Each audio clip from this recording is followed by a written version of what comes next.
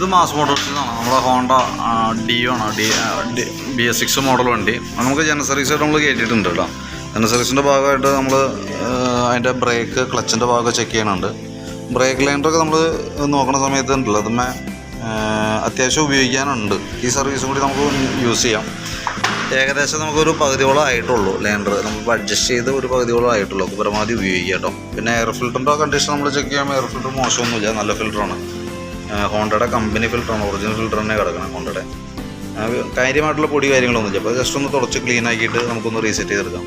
പിന്നെ ക്ലച്ചിനകത്തായാലും വേറെ പറയത്തക്ക ഓയിൽ ലീക്കോ അതിൻ്റെ വേറെ പ്രോബ്ലംസോ കാര്യങ്ങളൊന്നുമില്ല. ആ വർക്ക് ചെയ്തതിൻ്റേതായിട്ടുള്ള പൊടി കാര്യങ്ങളൊക്കെ ഉണ്ടെന്നല്ലാണ്ട് വേറെ ഒരു കംപ്ലൈൻ്റ് ആയിട്ടോ അങ്ങനെ വേറെ പ്രോബ്ലംസ് ഒന്നും ക്ലച്ചിൽ നിലവിൽ ഇപ്പോഴത്തെ കണ്ടീഷനിലില്ല. പിന്നെ നമ്മളതിൻ്റെ ഈ കിക്കറിൻ്റെ വീലൊക്കെ ഒന്ന് അഴിച്ച് ഗ്രീസ് ചെയ്യും. ഇതിൻ്റെ ഉള്ളിൽ അത്യാവശ്യം പൊടിയുണ്ട്, അതൊക്കെ ഒന്ന് ക്ലീൻ ചെയ്യും. പിന്നെ അതിൻ്റെ വേരിയേറ്റർ ബോഡി, അതിൻ്റെ റോളർ സെറ്റൊക്കെയാണ് നോർമൽ സാധാരണ രീതിയിലുള്ള തേയ്മാനങ്ങളൊക്കെ ഉള്ളൂ. കംപ്ലൈൻ്റ് എന്ന് പറയാവുന്ന രീതിയിലോ ഓവർ തേയ്മാനോ കാര്യങ്ങളൊന്നും കാണിക്കുന്നില്ല. പിന്നെ അതിൻ്റെ CVT ക്ലച്ചിൻ്റെ മെയിൻ ഒരു പാർട്ടെന്ന് വേണമെങ്കിൽ പറയാം, ക്ലച്ച് വെയിറ്റും റോളറും പിന്നും കാര്യങ്ങളൊക്കെ വന്നായിട്ടാണ്. അത് വർക്കിംഗ് ആയാലും ഓക്കെയാണ്, വർക്കിംഗ് വേറെ കംപ്ലൈൻ്റ് കാര്യങ്ങളൊന്നുമില്ല. പിന്നെ അതേപോലെ തന്നെ നമുക്ക് അതിൻ്റെ ബെൽറ്റിൻ്റെ കണ്ടീഷൻ നമ്മൾ ചെക്ക് ചെയ്യുന്ന സമയത്തുണ്ടോ, ബെൽറ്റിൻ്റെ സെൻറ്റർ പോർഷനിൽ നമുക്ക് പൊട്ടൽ തുടങ്ങിയിട്ടുണ്ട്. ഇത് ഈ സെൻറ്ററിലൊക്കെ പൊട്ട് വീണാണുണ്ടോ.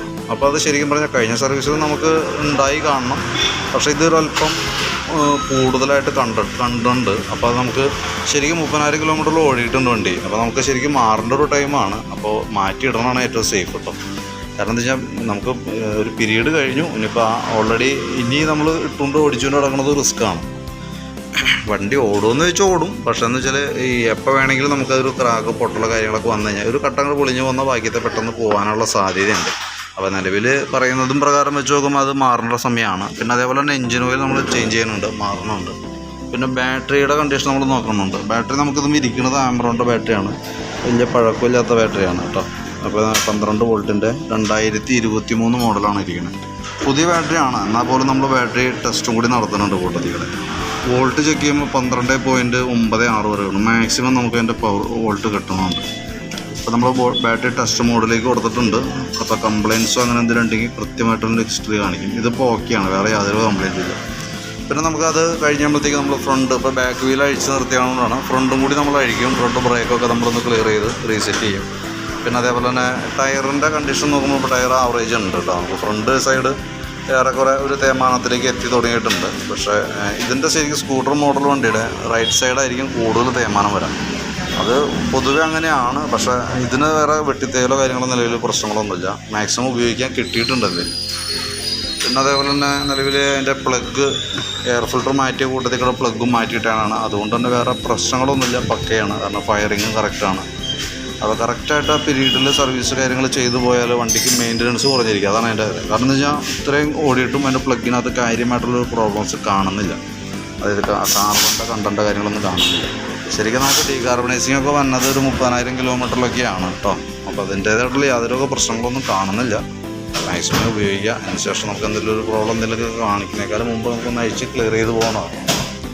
അപ്പം നിലവിൽ സർവീസ് സംബന്ധമായിട്ടുള്ള വർക്കുകൾ മാത്രമേ ഉള്ളൂ. അപ്പോൾ ഞാൻ അതിന് നോക്കിയിട്ട് അതിൻ്റെ ഒരു എസ്റ്റിമേറ്റും കൂടിയും വാട്സാപ്പിലേക്ക് ഒന്ന് സെൻഡ് ചെയ്തിടാം. അപ്പോൾ നോക്കിയിട്ട് എന്തെങ്കിലും ഉണ്ടെങ്കിൽ അതിനകത്തൊന്ന് പറഞ്ഞോളൂ. അത് പറയത്തൊക്കെ നമുക്ക് ഈ ബെൽറ്റ് മാത്രമാണ് ഒരു കംപ്ലയിൻ്റ് ആയിട്ട് കാണുന്നുള്ളൂ. പിന്നെ എഞ്ചിൻ ഓയിൽ ഓൾറെഡി സർവീസുമായി ബന്ധപ്പെട്ട് നമുക്ക് മാറ്റേണ്ടതാണല്ലോ. അപ്പോൾ അത്രയും കേസാണ് കേട്ടോ. അപ്പോൾ ഞാൻ അതിൻ്റെ ഡീറ്റെയിൽസ് ഒന്ന് വാട്സാപ്പിലേക്ക് ഇട്ടേക്കാം. നോക്കിയിട്ടൊന്ന് പറഞ്ഞാൽ എസ്റ്റിമേറ്റും കൂടി ഇട്ടേക്കാം കേട്ടോ.